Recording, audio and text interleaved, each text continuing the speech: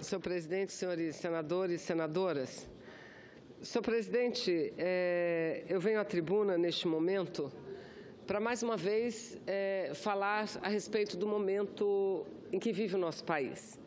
Mas eu não posso deixar de iniciar a minha fala sem antes destacar o pronunciamento que acaba de fazer aqui dessa tribuna, senador Humberto Costa. O senador Humberto Costa fez um pronunciamento que, entendo, todos os senhores senadores e senhoras senadoras têm que tomar conhecimento à sua profundidade. O senador, baseados em números, baseado em fatos, baseados em provas, mostra, aliás, o que foi feito de forma muito competente e responsável no dia de ontem na Câmara dos Deputados pelo deputado Jorge Sola, mostra que o governo federal, senadora Fátima, está, desde o segundo semestre do ano passado, comprando medicamentos superfaturados. E isso é muito grave. Isso é grave em tempos de normalidade, mas isso é mais grave ainda no momento em que o país passa por uma recessão profunda, por uma crise econômica profunda. E os setores que mais sofrem com essa crise, com essa recessão, são os setores sociais, a saúde principalmente. Então eu espero que haja celeridade por parte dos órgãos de investigação, que haja celeridade do Tribunal de Contas, que haja celeridade por parte do Ministério Público, na investigação e, se na comprovação, que imediatamente, nesses tempos que nós vivemos de delação premiada, de ajustes de condutas, de acordos de leniência, que seja possível imediatamente, senadora Regina, que isso tudo seja reposto para que a população possa ter acesso à quantidade de medicamentos e ao custo que precisa ter acesso. E veja, senadora Fátima, há poucos dias o governo tomou a seguinte iniciativa: fechar as farmácias populares. As farmácias populares foram fechadas com o argumento que o governo federal não dispõe de recursos para mantê-las, mantendo apenas aquelas farmácias conveniadas, do aqui tem farmácia popular. Apenas essa, mas pelo que tudo indica e pelo que eles estão, os dirigentes da área de saúde sinalizando, até este programa de medicamentos mais acessíveis, medicamentos essenciais mais acessíveis à população, deverá acabar. Mas, senhor presidente, ontem o jornal O Estado de São Paulo publicou uma pesquisa que mostra, uma pesquisa muito recente, que mostra que 90% da população brasileira defende eleições diretas. 90% da população brasileira. 90,6%, me corrige aqui, eu querendo economizar palavras, mas me corrige o senador Roberto Requião. 90,6% da população brasileira quer eleições diretas e vê nas eleições diretas a única forma de sairmos desse impasse e dessa crise política e econômica que está cada dia mais afundando o país. Mas um outro dado também, senador Requião. Questionado de forma genérica, os entrevistados dizem que desaprovam o governo são 84% da população. 84% da população. E, enquanto isso acontece, como age o governo? Faz troca-troca de ministérios, atende pedidos conforme a revelação de várias escutas telefônicas legais que foram divulgadas nos últimos dias, acata pedido de lideranças, algumas lideranças que apoiam o seu governo, para tirar o ministro da Justiça, porque ele era pouco firme. E, ao tirar o ministro da Justiça, nomeia uma pessoa, ministro agora que já tomou posse ontem, Torquato Jardim, uma pessoa de fato respeitada no Brasil, senador Randolph, mas que tem agido e tem tido uma postura não de ministro da Justiça, mas tem agido e tem tido uma postura de advogado do senhor Michel Temer. Na primeira entrevista que concedeu logo após a sua posse, disse que não vê razão nenhuma para o presidente ser investigado. Ora, quem tem que dizer se há ou não razão para A ou B ser investigado, inclusive o presidente da República, não é o ministro da Justiça. Quem tem que dizer se há razões suficientes ou não para a investigação é o Ministério Público, é a Polícia Federal, é o Supremo Tribunal Federal. Mas não, acabou de tomar posse o senador Requião e minutos depois saiu na defesa aberta, franca do Michel Temer. Ele não é advogado do senhor Temer, ele é ministro da Justiça. E veja, Michel Temer convidou para o Ministério da Transparência, que ficou vago com o seu remanejamento para a Justiça, Serraglio. Serraglio não assumiria, mesmo que tivesse aceito a indicação, não assumiria por uma razão muito simples. No dia 30 do ano passado, era o ministro da Transparência que pedia demissão, Fabiano Silveira. E por que pedia demissão do Ministério da Transparência? Porque havia sido divulgada gravações em que ele fazia críticas à Lava Jato. O que envolve o Serraglio é muito mais do que uma posição crítica à Lava Jato. O que envolve o Serraglio, hoje deputado federal, é exatamente a sua presença na investigação da carne fraca. É exatamente a presença lá.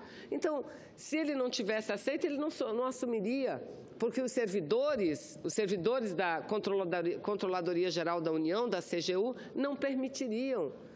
Fariam a mesma coisa que fizeram um ano atrás, paralisariam os seus trabalhos, entregariam os seus cargos de confiança em todos os estados, porque o Ministério da Transparência, Controladoria Geral da União, tem que investigar corrupção, tem que acompanhar o dia a dia dos órgãos públicos para que o dinheiro público seja aplicado da melhor forma. Então, não é justo, não é correto, não é indicado que alguém investigado esteja à frente desse ministério. Mas veja, então, é por isso que a população tem se manifestado não apenas de forma amplamente majoritária, mas quase que unânime, defendendo eleições diretas como a única saída para a crise. Mas também a população brasileira tem se manifestado no sentido de não aprovação ao governo de Temer por conta de tudo o que veio acontecendo na economia brasileira. E vejam, os senhores, as manchetes dos jornais do dia de hoje. Se alguém pudesse trazer o meu tablet, as manchetes dos jornais do dia de hoje. As manchetes dos jornais mostram que, nesse último ano, nesses 12 meses, senadora Fátima Bezerra, o Brasil perdeu 2 milhões... Muito obrigada, senador, pela gentileza. O Brasil perdeu... Obrigado, senador Medeiros. O Brasil perdeu 2 milhões e 600 mil postos de trabalho.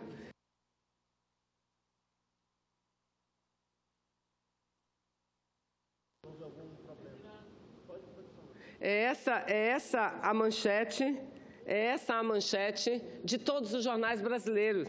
Está aqui a tabela, Eu não quero voltar para o passado, porque eu também acho que hoje o que o Brasil precisa é que olhemos para frente, que olhemos para o futuro.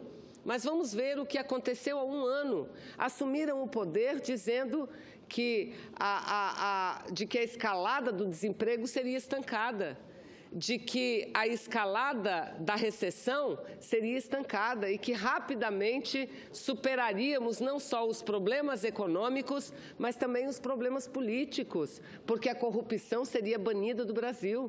Em relação à corrupção, vejam, não são apenas 8, 9 ministros citados, é o próprio presidente da República, que ingressou no dia de ontem com um pedido para não ser ouvido pela Polícia Federal e teve o seu pedido negado pelo ministro do Supremo Tribunal Federal. Ele será, sim, ouvido pela Polícia Federal em relação ao seu encontro e ao que tratou com o dirigente maior da JBS, senhor Joesley Batista. Vai ter que dizer, é muito grave aquilo que foi dito, é muito grave.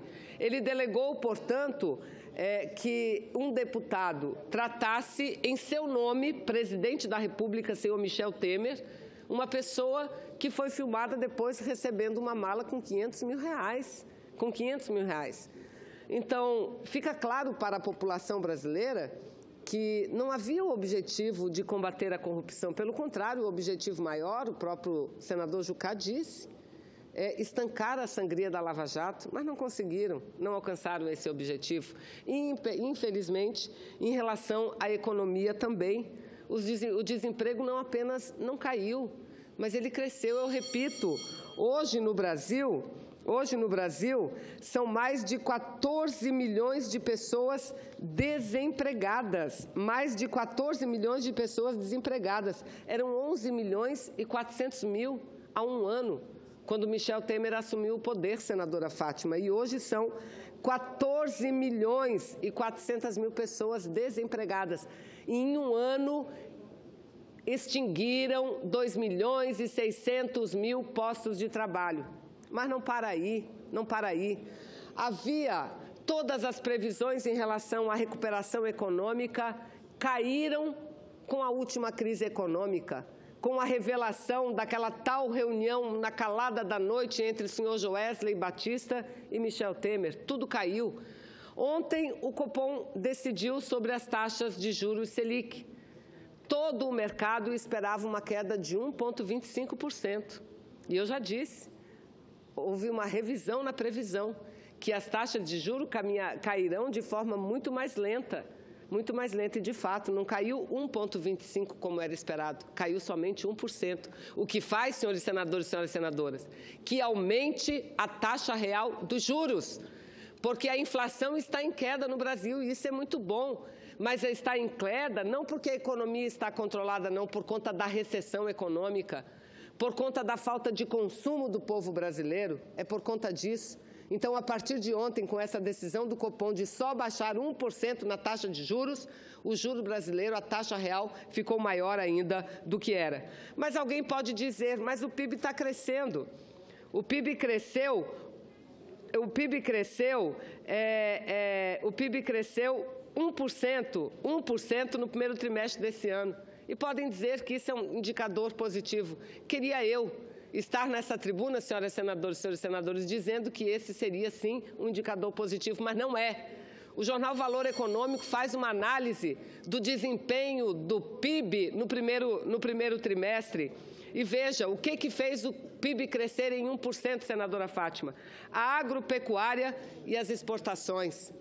Repito, agropecuária, as exportações, a demanda interna, o consumo das famílias, os investimentos, que são os principais indicadores para analisar a economia brasileira, esse continuou em queda e com resultados piores do que esperados.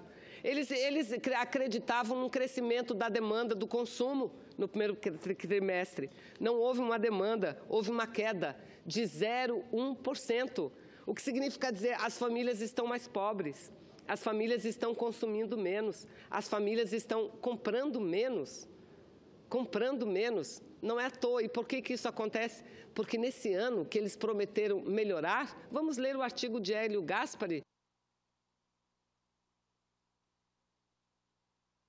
Paulo, no dia de ontem, vamos ler esse artigo. Eles prometeram recriar os empregos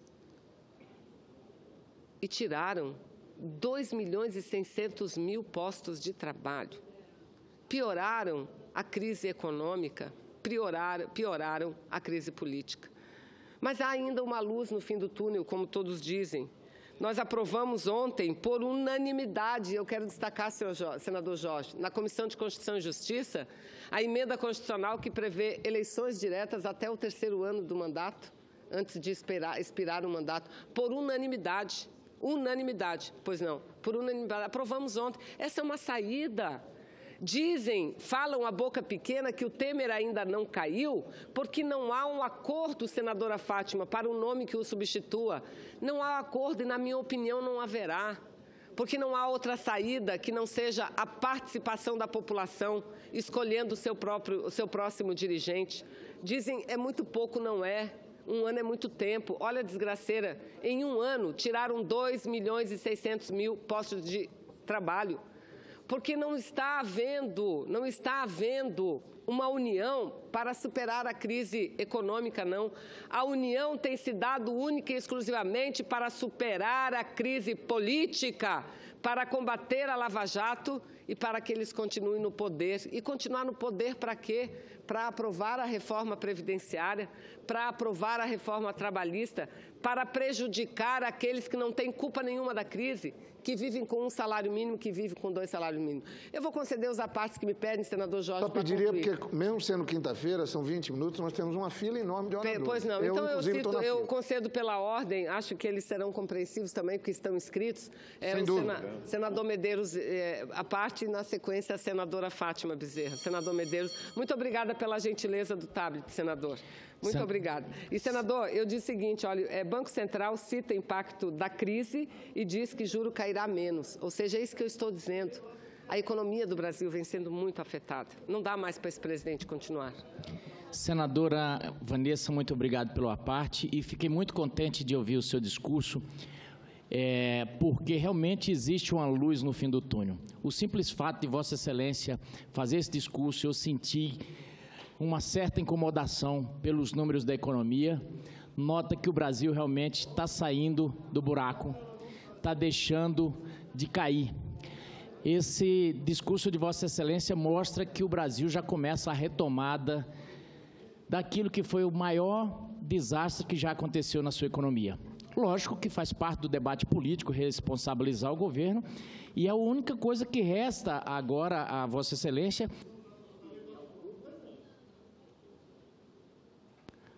ao grupo que deixou o governo, porque nós vamos sair desse buraco. Nós temos Ministério da Agricultura abrindo novos mercados, Ministério da Educação fazendo reforma, a economia dando sinais vitais, que nem respirando estava. E esses números que Vossa Excelência citou do desemprego, é simplesmente a inércia do que já vinha.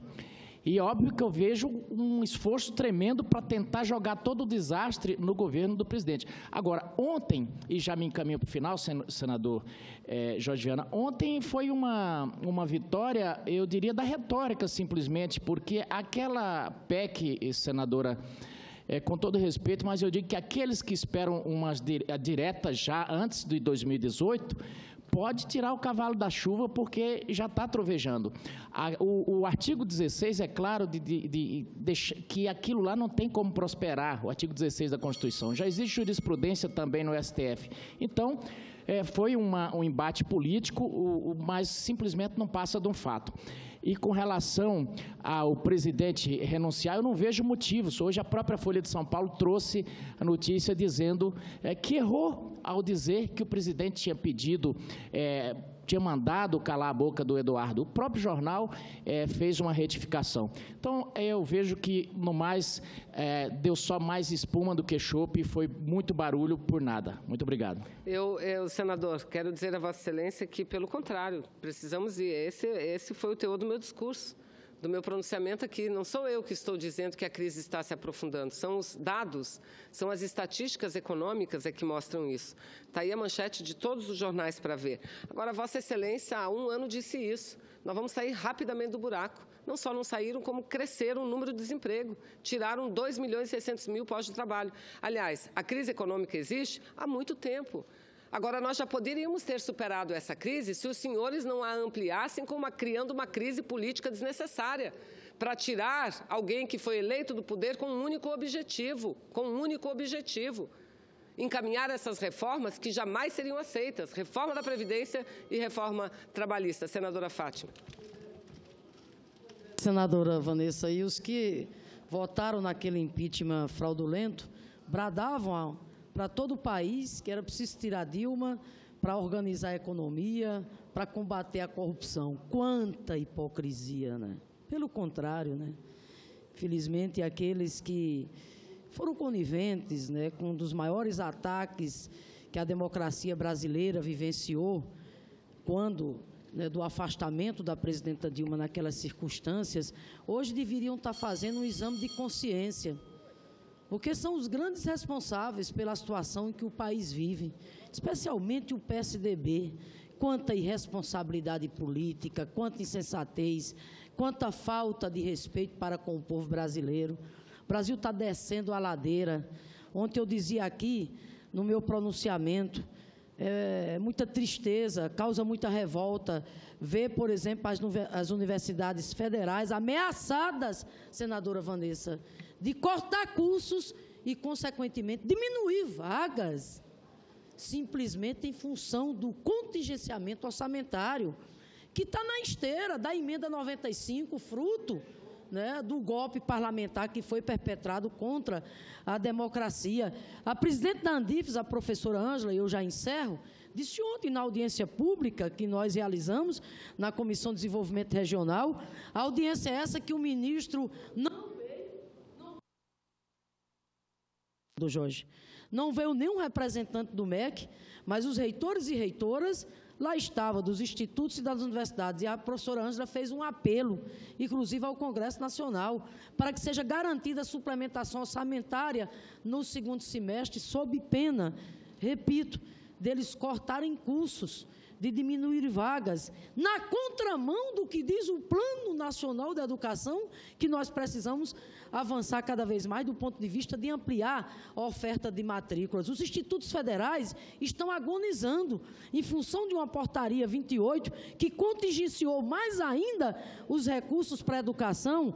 Hoje, sequer recursos para custeio eles estão tendo. Então, a saída é as diretas, e que bom que a CCJ nós tínhamos aprovado aquela PEC ontem, que traz o caminho da realização das eleições diretas, pelo simbolismo que ela tem, pelo quanto ela vai fortalecer o movimento pró-diretas em todo o país. Eu agradeço, senadora Fátima, e na próxima quarta-feira estaremos lançando, eu concluo nesse minuto, senador Jorge, estaremos lançando a ampla frente parlamentar pelas diretas já.